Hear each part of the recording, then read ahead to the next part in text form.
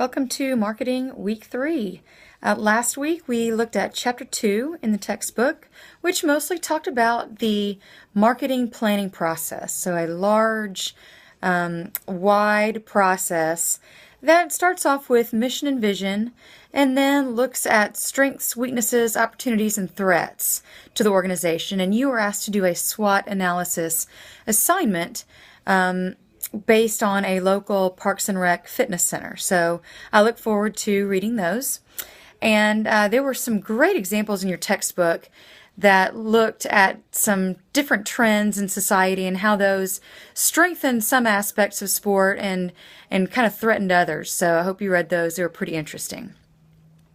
And then further on in steps in that marketing planning process, we started looking at the marketing mix. And those were the 5 P's mentioned in the marketing mix: product, price, place, promotion, and public relations. And we're going to spend most of the rest of the semester breaking those elements of the marketing mix down. But those go into the larger marketing planning process. That's where they fit in. So first we're looking at mission and vision, then a SWOT analysis, and then we're going to dig into the 5 P's: product, place, price, promotion, public relations. So just kind of so you can see how they all go together and fit in.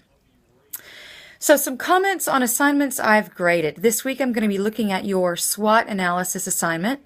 And what I'm mainly looking for there is that you were able to identify those situations and those circumstances as either internal to the organization, something that the organization can fix or address, or whether they're external to the organization, something out in the community that the organization really can't do much about other than react to it. So whether they're internal or external, and then whether you classified them as a positive thing or kind of a threat that's going to need to be addressed. So you're asked to provide justification, and so some of them can be multiple things depending on how you justified it, how you explained it to me. So I look forward to seeing those from you. This week we are doing Chapter 3 in your textbook, looking at the sport consumer. So sport consumers are people, and people have different behaviors.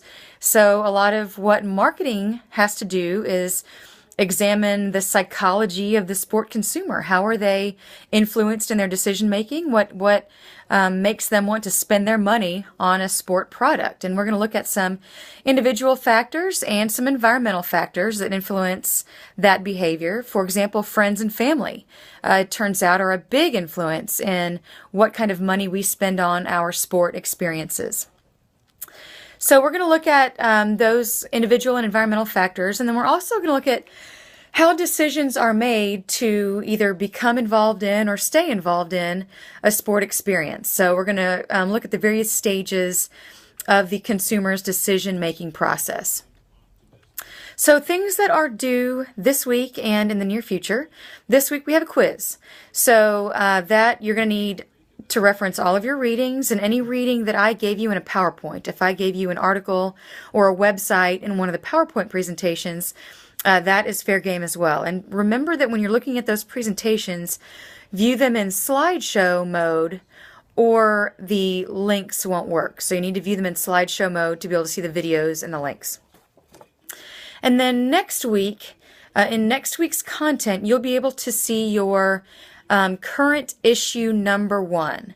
So you can read the assignment in general in the assignments menu in your assignments folder in your left menu.